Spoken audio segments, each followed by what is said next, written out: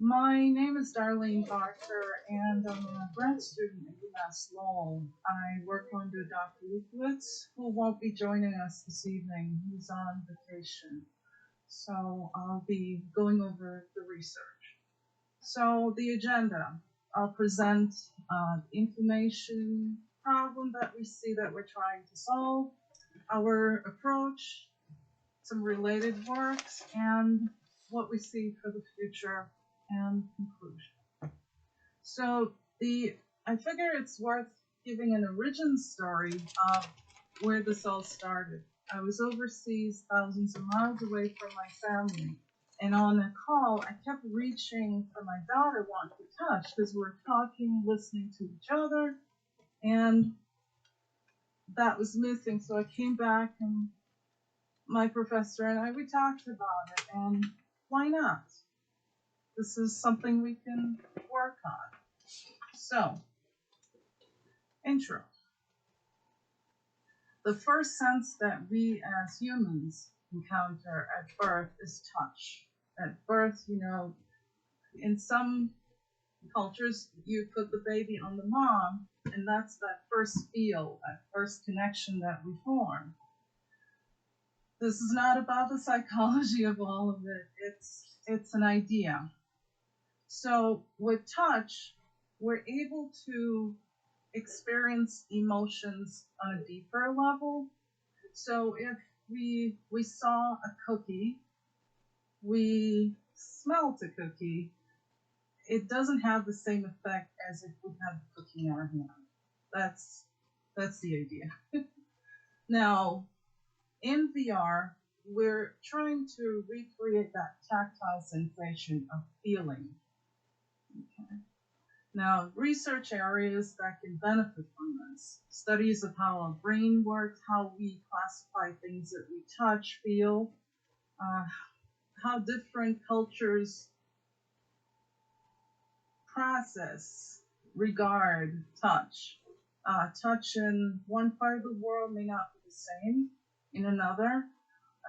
In art and design, being able to say you're at the museum, you can't touch anything. It'd be nice to feel a piece of art as opposed to just looking at it on a pedestal. And long distance communication, where this all started. Oh shoot, I'm sorry, I did not share my screen. My apologies. Guess I'm gonna get a minus E for this anyways. Okay. So can you see my screen okay? Yeah. Yeah. I'm gonna go back for just go back a bit and show what you're missing. So emotions VR, my name, my professor, my advisor, the gender, and the origin kind of thing. So now here we are. So this all started with a need to fill in long distance communication. And at the time, I was taking a VR course and spoke to my advisor, and we thought, why not? This could be interesting. So another area is marketing. Say you're browsing Amazon looking at things, it would be nice to handle those things. Say you're shopping for a new drill, it'd be nice to pick it up. Or fabric, whatever. But I'll touch on that later. And social psychology. So we're able to watch movies, watch activities occur. We're able to play games. We're able to participate in shows. We're able to be there in VR to a certain degree. We can do college campus visits. We can read bedtime stories to our kids. We can do virtual showrooms.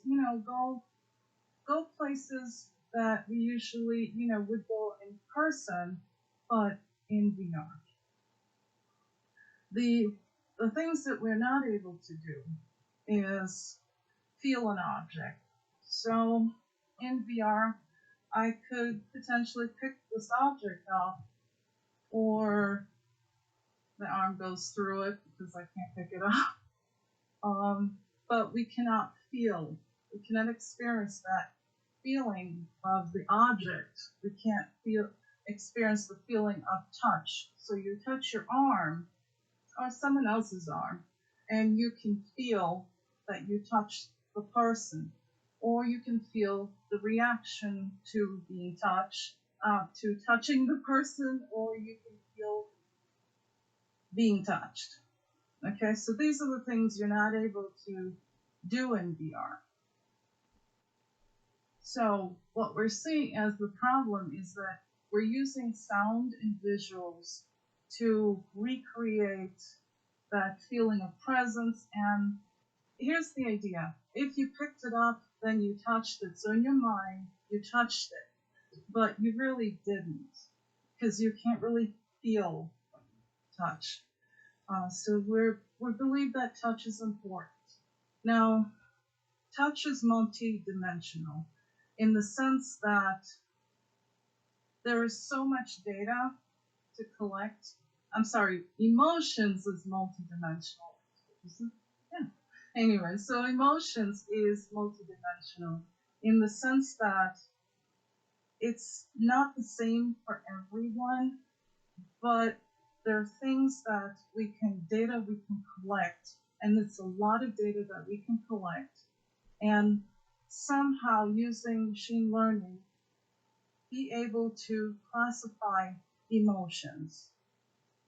And touch enhances emotions. So there's no technical language to touch. There's no definition in the sense of, other than you feel it, you touched it kind of thing. It's one of those things that we find is important for a more immersive VR experience. And by being able to simulate the feeling of touch, we're bringing the body into the equation. We're bringing that third sense in, where we already have the auditory, the visual, now touch. So we're 3/5 of the way there. Now, why is emotions important? It helps with our sense of connection, our sense of presence in our world. It enhances our experience. Current offerings. So at this time, we're able to say we bumped into something in the world. We can feel vibration through our controller. There it is, my other prop. So we can feel vibration. Okay, that's cool. That's awesome. But it would be nice to do more.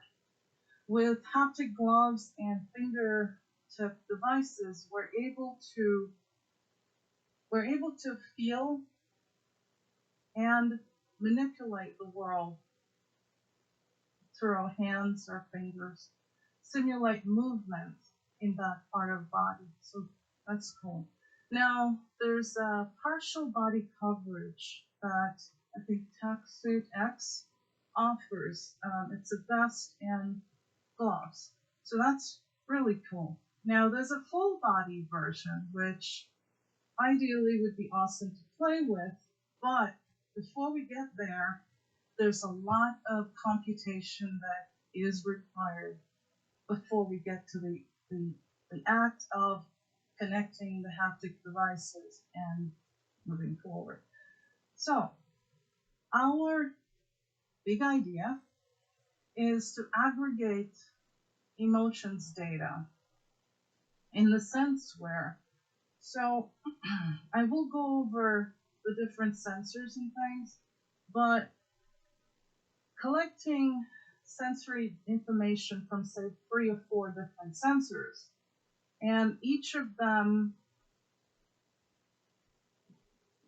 recreating an emotion. Now, putting all of that together, how does that work? And that's where our research is focused on.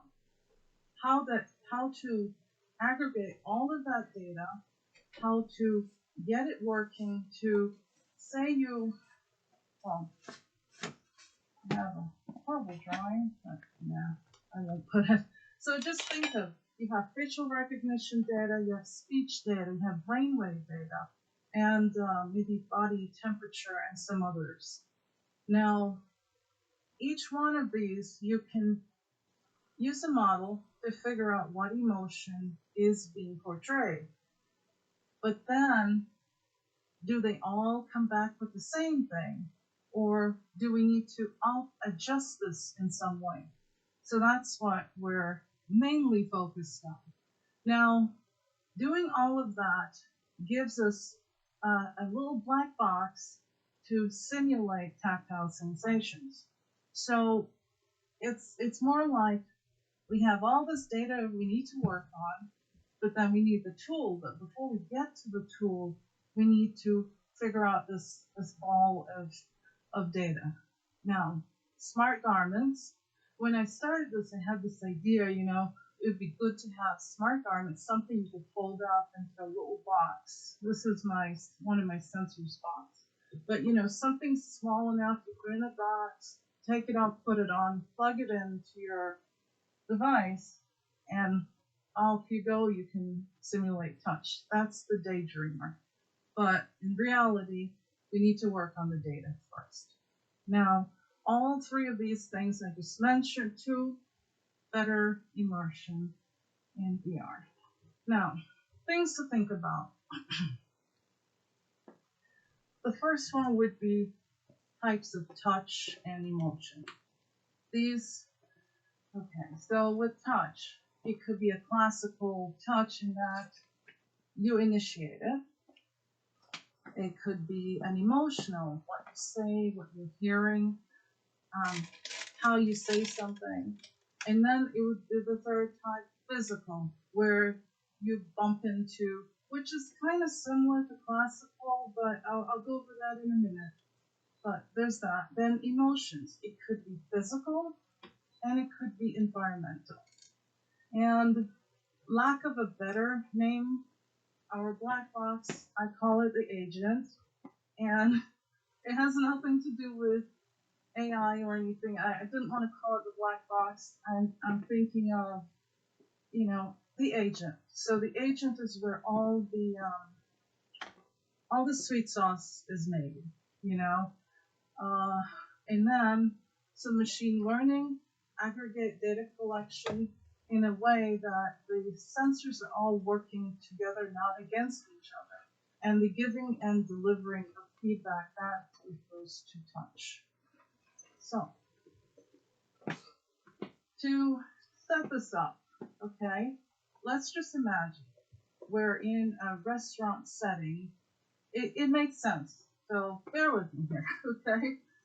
We have a VR setting that we're working with, okay? It's a restaurant, two parties are sitting at a table, and you could have ocean or forest sounds in the background. And these two parties are the avatars in this exchange. And each avatar will express what that party is feeling from the data that's being collected in the background. So, and the avatar in real-time visual, it gives a real-time visual look at what is actually happening in the background. So when you're sitting with someone, depending on their body language, how they're speaking or whatever, you're able to see if they're happy, sad, whatever. And that's what we're trying to do with the avatar. So I already touched on this. So the user participant initiates the touch. Spoken word, that's the emotional touch. Throwing, moving objects, bumping into things, physical. Now, emotions, the underlying emotions, and environmental effects. So, a dark room versus a lighter room, a smoky room, or how things can affect how people are feeling. So now we can look at classical touch. I'm going to skip forward to show the diagram and then go back. So this is the high level look at classical touch. There's a lot more wires and connections that are missing. But from a high level look, user one initiates touch. So there's two people sitting at the restaurant, you touch the other person's hand. Now, before, down bottom here says data will be collected before and after. So in a way, to let the first person know, do you touch the person or not? Okay, so just quick look, and we're going to go backwards. All right, so classical touch is where one of the parties initiate touch. But in real life, before we touch someone, we usually have some kind of awareness of whether it's safe to, touch a person's arm or not. I know it's listed as a second thing, but throughout the whole experience, what we're aiming for is to have that feeling that you do in real life, to be able to see how someone is doing at some level. That's what, so it's kind of a background function running, but it's still listed. That's the awareness before you touch. And you receive a response before the person that's touched respond. The background information that's running gives you this response. And one of the things that we want to test is, will what the awareness show you match the response? So here we are, back to the drawing board. Initial touch goes to the agent where in the background all the emotions are being processed, but at the same time, this is where the tactile sensation happens. Now, a sensation is created and sent to the other user, who will then feel the touch that was initiated. Before they respond, data will be returned to the first user in the form of a response. And this movement of data, it all has to do with machine learning and data being collected from the sensors with not as much input from the users other than initiating touch is the idea. Now, emotional touch. This is verbal. In this one, what a person, user one saying, isn't held up and being processed. It's heard, but the emotions behind what's being said, the body's reaction to what was said, those are things that will be computed in the background and somehow expressed in the avatars. So the same thing, awareness of, in real life, one would look before one speak, as is the idea. You don't just say something. You, especially if you're sitting with a loved one and you're having a conversation, you're listening to what they're saying, or maybe not saying, but their body language. And this is where emotional touch, the same thing. You get response from what was said, what you said to them, how did they respond on a deeper level, and then compare. Did it match? That's, yeah. And the same thing. Now, speech.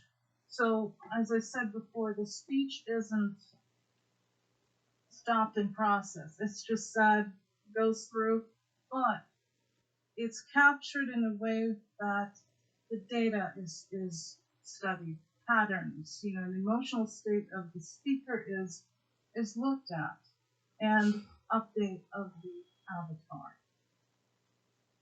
Now, physical touch. this is bumping into the world, bumping into another party in world, and the same thing, awareness of action. Or maybe there may not be an awareness because, so we're moving away from the two people sitting, or maybe the two people sitting and your arm bump into the other person's arm, and that could be an example here.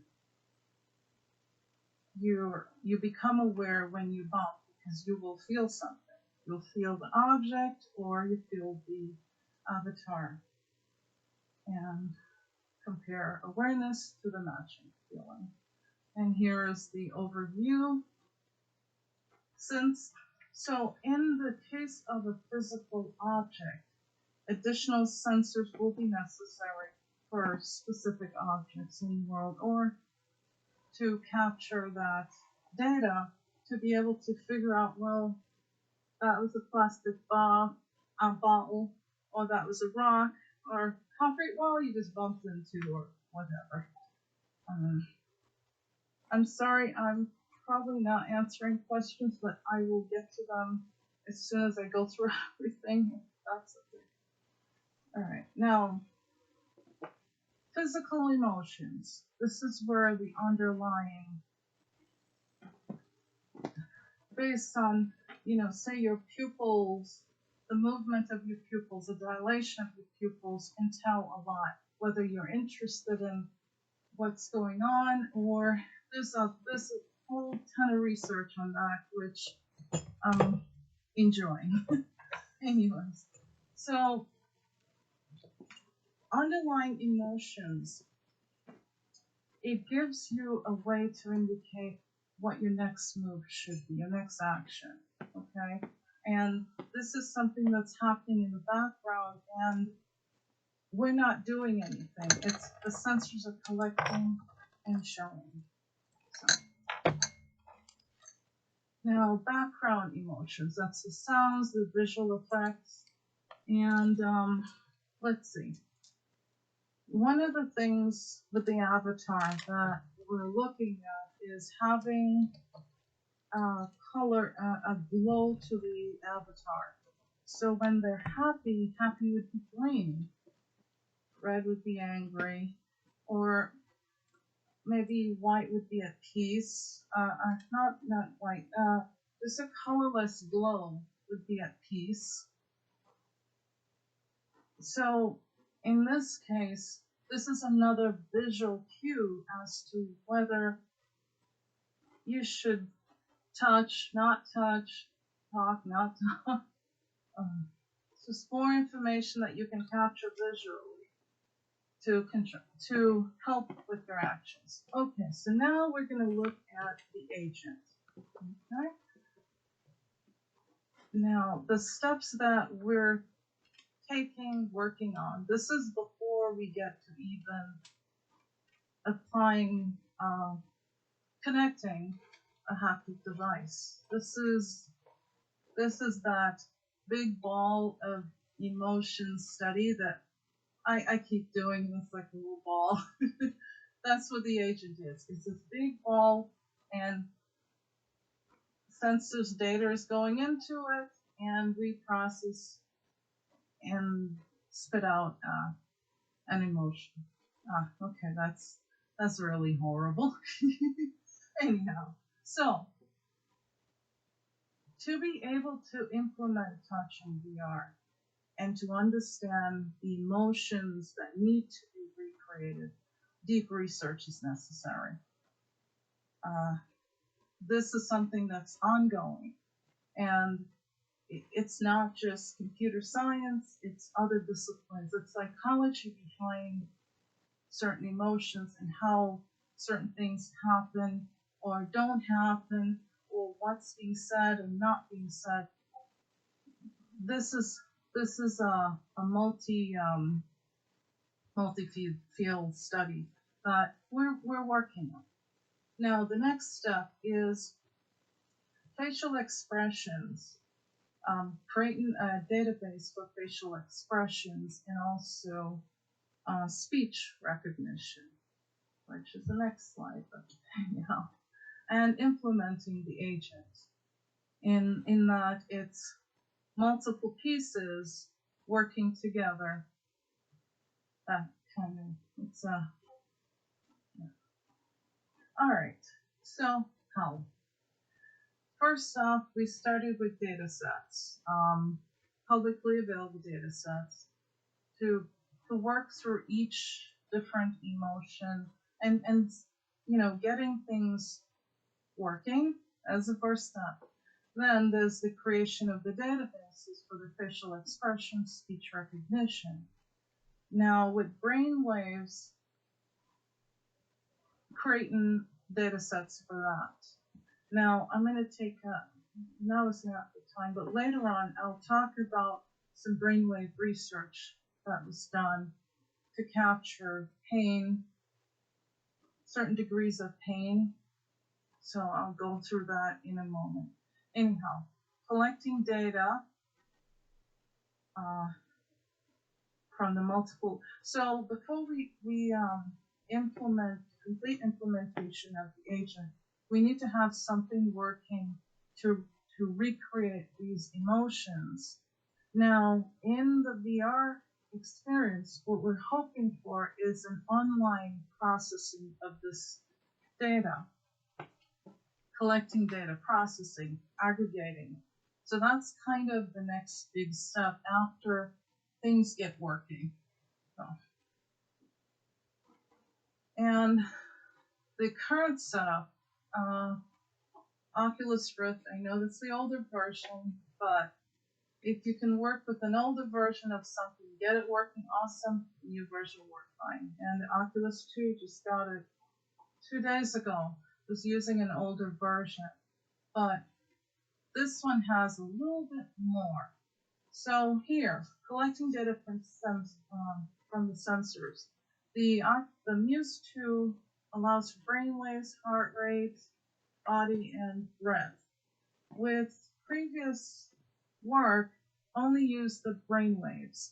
I didn't try using the accelerometer or the gyroscope data, but this next term, that will be included. So, let's see. Now, the facial expression recognition, that will require an update in the headset to one that does do eye tracking. Body gestures, to a certain degree, at this point, the full body movement is not as important as the brain waves, maybe head movement, speech, and facial. So those are the things we're going to focus on. And with the eye tracking, being able to capture pupil dilation information, that's something, because when your pupils, depending on how your pupils are, it can tell a lot about your emotions, whether you're interested in something or not. So there's that. And skin temperature, that's a minor, that's another area that we're looking at as well. So let's just quick look at the sensor, older sensor. Notice I only use the EEG data. Didn't use these 2 bits because I was trying to see how does the brain, how could you, using the brain information, brainwave information, capture an emotion, something that like pain, the different degrees of pain, as opposed to pain and no pain. We got some data on that. So here's okay. I was going to go through a very intense machine learning explanation, but my advisor said, no, just explain what we're doing. So here I am. So using this data, okay, it's there were, let's see, a sensor here, here, here, and here, and I think right axis. There's the date, the time, and then the 5 pieces of data.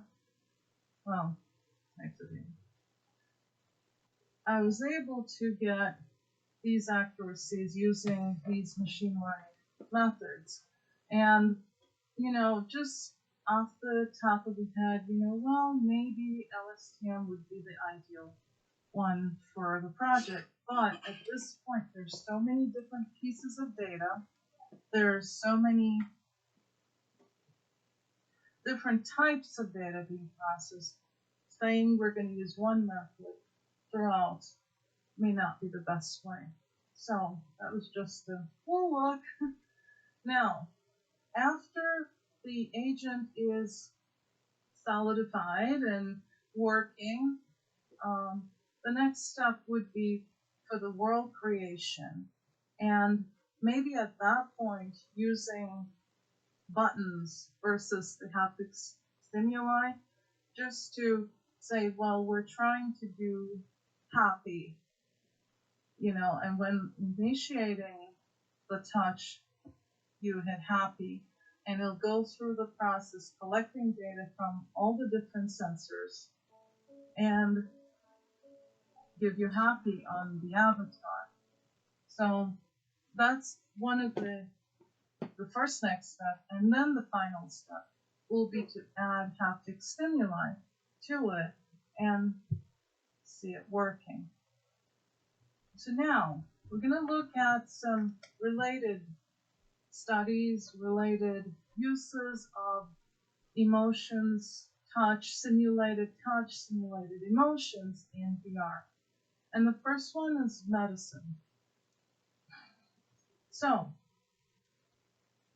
there was a chemotherapy treatment where, a study where emotions were monitored for chemotherapy patients. And the idea was to keep the person in a more relaxed state. They're going through something rather difficult, and give them a more enjoyable state versus the reality of what they're doing, and use that to do psychological interventions to help with medication. Now, in this one, they used visual and auditory changes in the environment, and they found that it was less stressful and more calm. So that's really cool. Now, another one, a brain study involved a simulated roller coaster experience where there's a constant influx of emotionally arousing images, videos, and sounds. And they found that this was a more natural emotional experience outcome than other experiences. So I thought that was cool. Now, a really cool one is here, the Touch Museum. Now, when you see a piece of art, the first thing you'll want to touch, and being able to experience touch in such an environment is not only a good learning experience, it's a good emotional experience. Anyhow, so they use a mixture of real life and visual props. Minor segue.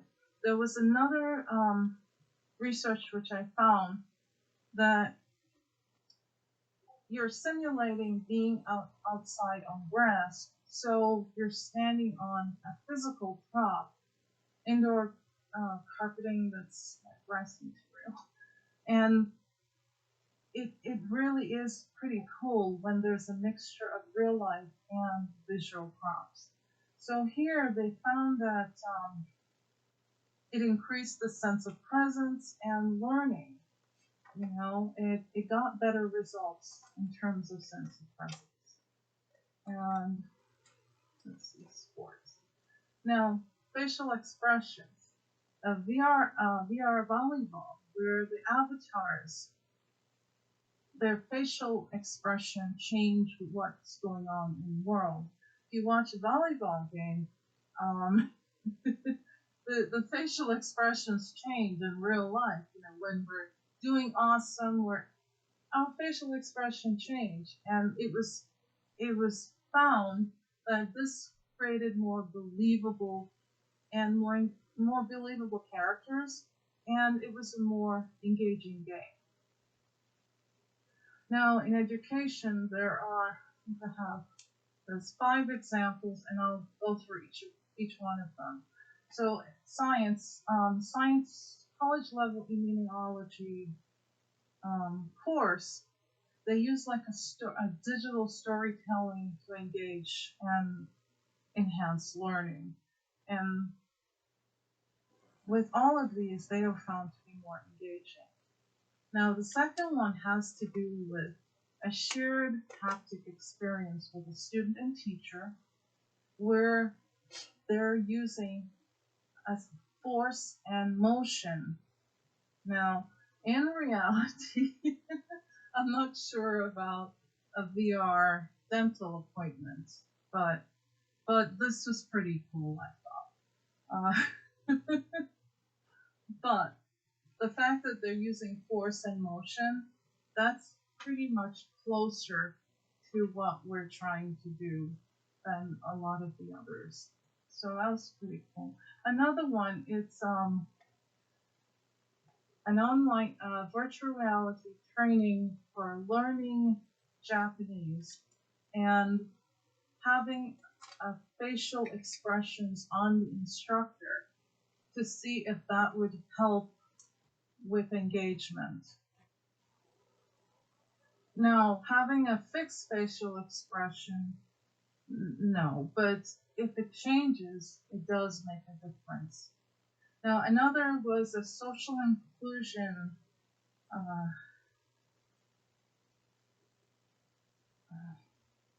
grocery store experiment where students with and now I'm going to have to look at the notes for this one. Okay, so it's a customizable tool in VR for measuring social inclusion for neurodiverse students within a virtual supermarket. Now, this includes sensory stimuli. Now, good old emotions in VR. That's a pretty cool one too. Now, the final one is a video game in VR for nursing students to teach them about emotions. This one I thought was pretty cool too. My love, what I do in real life, I make video games. So this one I thought was pretty cool. And the fact that nursing students, to help them build their skills to identify, manage, and understand emotions, because they see us at our worst, you know? They don't see us when we're happy. They see us when people are sick. And you need to be able to understand human emotions to be able to help. But in all of these, there was more engagement. So that was pretty cool. Now, there were a lot of other examples, but these I thought each had a different bit that caught my attention. Now, the next one is retail. Everybody likes to shop for something. But they found that instances where they're shopping for a tool worked, but shopping for clothing was not so effective because you can't feel the fabric. You know, when you're shopping for something, it depends on what you're using it for. You want to feel the fabric, and this is where touch would be necessary. Now, the future. This research started just before the pandemic. It started in 2019, that summer. Or no, it started in January. I came back from vacation, started that fall, and anyways, my first paper got accepted, the conference got canceled. So, why is this even important? Before the pandemic, it was about bringing people closer together despite distance. It was about freedom of movement. I love to travel. I have a big family, and I still love being with my kids, but I like to see the world. So for me, being able to move around and being in connection is very important. Then, pandemic. We're talking about social distancing, so we need to be together but afar.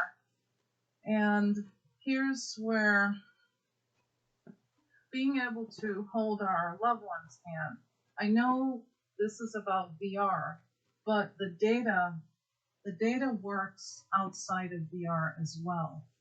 It it's useful in VR, but what about outside in cases where there is a sense that's not there? How can we use this to help? Now, in a case where someone is in hospice and your family can't be there, wouldn't it be nice to have the feel of a hand, a family member hand holding you while, anyways, on to the next thing. After the pandemic, I still believe in the freedom of movement and communication, even though we have a new norm of how things are. This is all about freedom of movement, and being able to be connected to your loved ones, no matter how far apart you are. And, dealing with the loss of a sense, this technology could be helpful.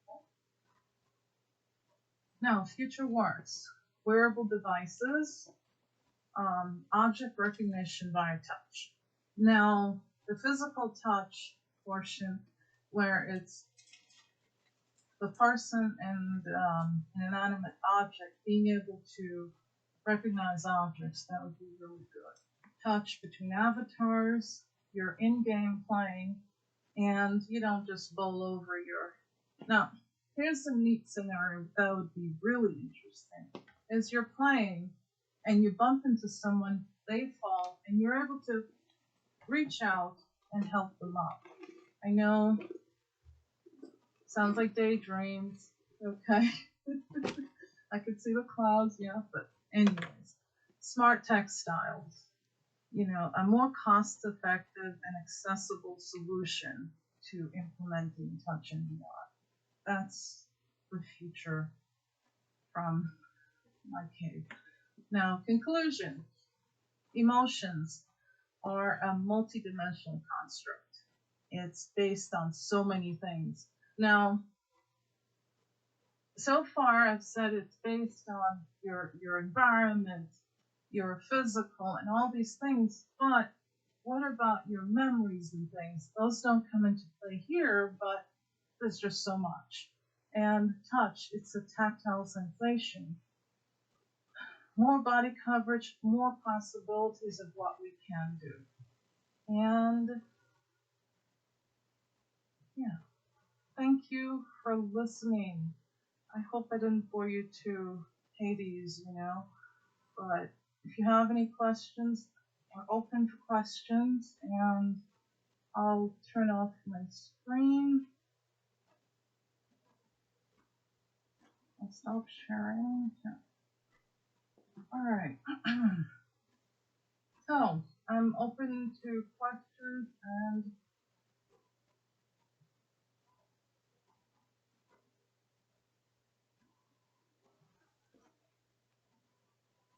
Hi, Darlene.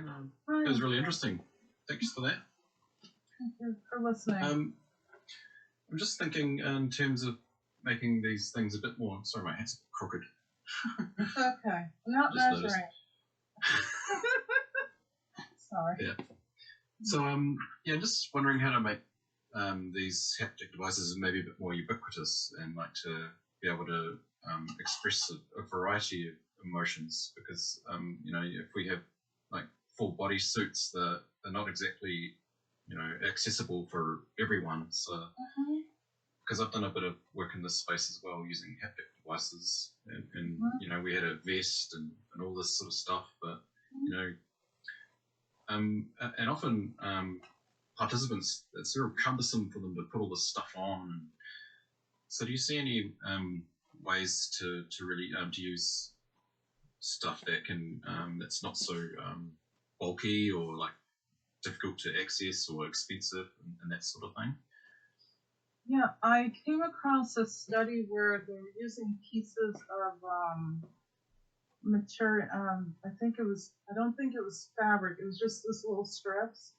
And I was thinking, what if we did this and used a little bit of Velcro, and if, say you're sitting talking to your loved one, maybe the arm, you put a strip here, but you're gonna have your heart monitor, your brain, this guy Yep. on your head, you're gonna have your VR thing on, and I think that's probably all. And then you just put the strip on maybe different places. That's kind of an idea, but it's kind of daydreaming. Ideally, Yeah. what I think would be nice is to have fabric. Okay, so you put a t-shirt on, a long sleeve t-shirt, but then what about the hands? Gloves? You know, say you had something that's folded up and you can put it in a little box, you put it on, and you go into VR. Maybe plug that in. You know, something like that would be interesting, but I know I sound crazy, but I think fabric is probably the best way. It's movable, lightweight, and not all these big, bulky, cushy things, and you look like you're Martian, you know? Who's going to want to interact that way, you know? So. And I think some smart fabrics have the ability to kind of constrict, and then like that could kind of simulate, like, you know, maybe like a hand going up an arm or that sort of thing. Yes. Or even if it is just gloves, you know, like you know, touching hands is quite a nice interaction. Yes. Yeah.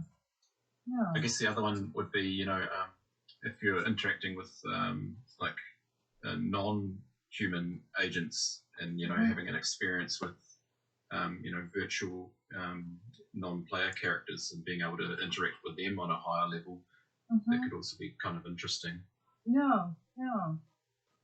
But here's the thing: the interaction is like the last part. There's just so much emotions and things to, and I keep doing this. I'm not an alchemist. I'm not Doctor Strange. Oh yeah, I'm Strange. Okay, I'm Doctor Strange. You want me to be? but just imagine all these bits of data. You know, I did a pain detecting pain using the Muse brainwaves, and basically we collected data when someone had headaches, someone didn't, someone had massive migraines, and we were able to get a 90-something% accuracy. Wow. You know, with using it. So I'm just thinking there's a lot to be done with the good old brainwaves. And the headset, I think HP's new headset, Omni, Reverb. oh god, the latest one, the one that I want for $1,200, and I've been bugging my advisor for, and he's gonna watch this. I've been nicely asking for. Yeah. So I think it's the Reverb G2. Yeah. Yes. It has eye tracking. Yeah. They were at GDC last year, and I fell in love. But then Anyways, but they have a lot that they track, and tracking the pupil that can give us a lot of information. Right. So yeah. Definitely. Yeah. Oh, cool. I look forward to what you can produce. Thank you. Well, this is all the basis of my first paper, not my first contribution paper that I'm hoping to get published by June. So it's before I was all focused on we need to do touch. And yesterday, speaking to my advisor, I realized I'm a computer scientist. There's so much that needs to be done before. Yeah, there's the Doctor Strange. Yeah, I feel there's a big, well, not such a disconnect. I mean, we're aware of the whole psychology side of it in terms of human emotions, but I don't know if we engage enough with the psychologists, or maybe we need to create a stronger link there. So I think a lot of what we do is structured around psychology. Because I come from a computer science background as well, and I just acknowledge that. So we just got to marry the two fields a bit stronger together. Yeah. When this started, I was taking a VR course where it was a hybrid between the art department and computer science.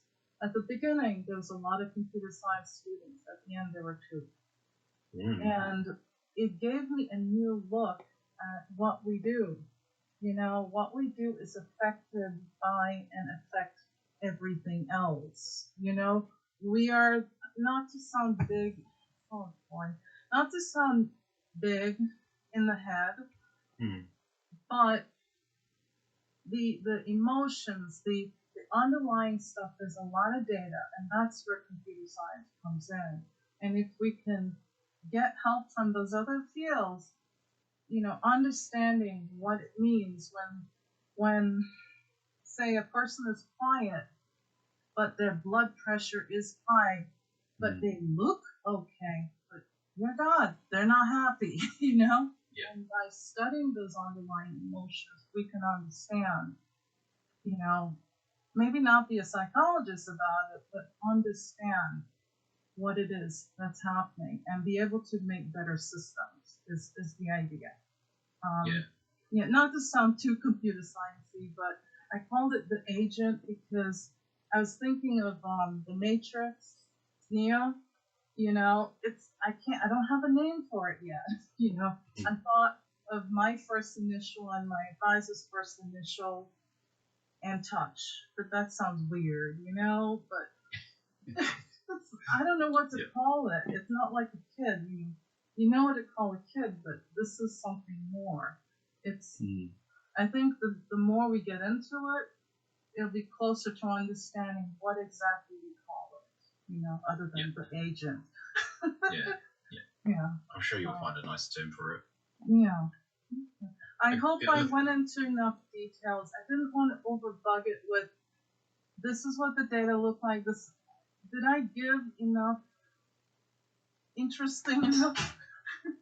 I think you covered a lot of spectrum there, and I mean, especially because you touched on the communication part too, and yeah, just within that, you know, there's that underlying, like, you know, tone, or like, you know, the way people are, you know, I don't know, they might not want to talk because they're not feeling good, but you know, they look good. So there's like these really hidden information. Yeah. So that's quite an interesting point there too, and I don't think that's really well looked into. So like the you know, the hidden lines sort of in our brains. Our brains don't lie, you know. It doesn't, and we can say what we want to say because of our conditioning or what we're trying to present to the world.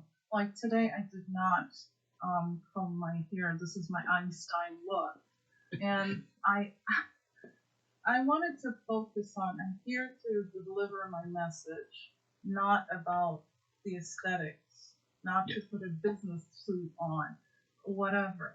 Which is what I did yesterday for my test run with my advisor, and he was like, "No, that's not you."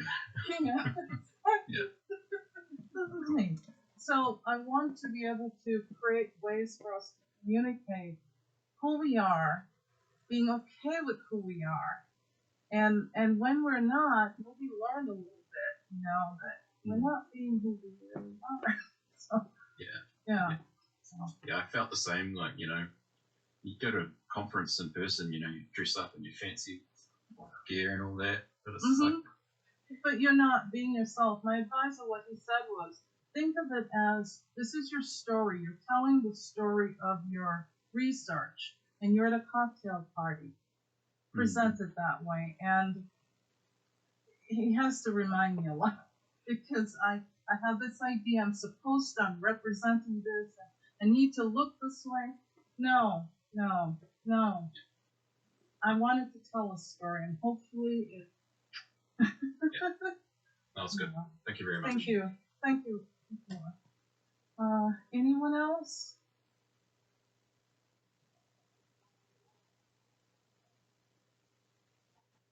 I also, well, this is being recorded, so my email and my professor's email is on there at the end of the presentation. Any thoughts on this research? You can always reach out. I've had this school email for a few decades because I've gotten a few degrees from this school, and I keep saying I'm not going back, and I do go back. So, so it's still there. So yeah. So thank you everyone. No more questions? No. Jacob, did I do it in the right amount of time? Yeah, that was early, I think. Oh, okay. Yeah. I was trying to. Yeah. Thank you for the talk. It was very interesting. Thank you. Thanks everyone. All right. The time's go. All right, bye. I'm gonna go have coffee now.